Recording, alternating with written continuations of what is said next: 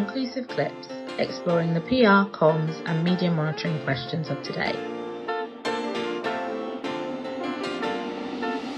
Hi, I'm Phil Lynch, Senior Vice President of Insights at Onclusive. There's a lot of multi-channel expertise within the team, so we are tracking and analysing across offline and printed media through to digital and broadcast and into social. The team have won many awards both in UK, US and throughout Europe for our work with both enterprise clients, with governments and with voluntary sector clients as well.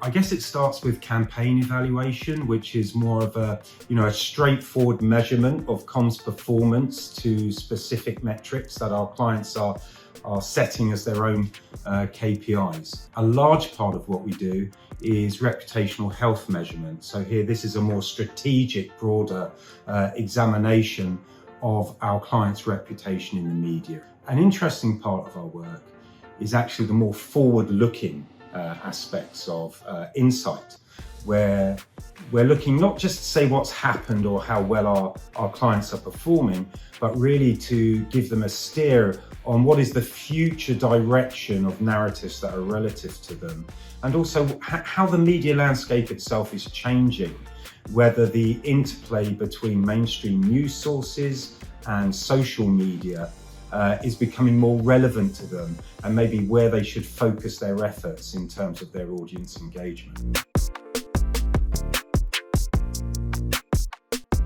Thinking about reputation, when he launched this vlog series, our CEO Rob Stone said that when you're building a brand, there are 1,000 different small touch points that influence how we perceive companies, brands and organizations.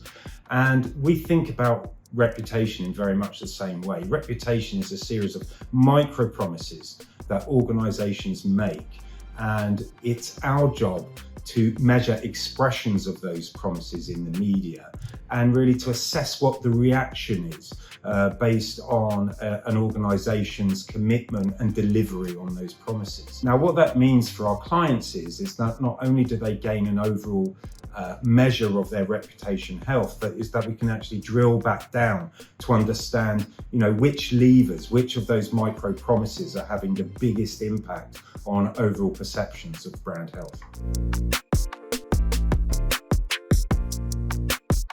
As well as having these promises need to be able to be defined. So we have a reputation framework, which is built around 8 pillars, including product and service quality, financial resilience, management and strategy, sustainability, governance, environment performance. We're able to really segment all results by these pillars. So we've got a more stakeholder and audience-centric approach, and I find that this can be particularly beneficial if there is a crisis or if there is a sudden change in direction in media discussion and suddenly we get a peak of coverage. Now, I think traditionally most people, they focus on the top of the peak. They want to know how much coverage there is.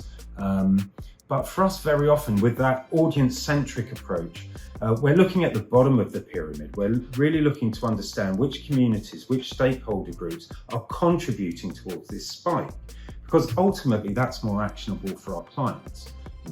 If coverage has trebled overnight, how much can you really do about that?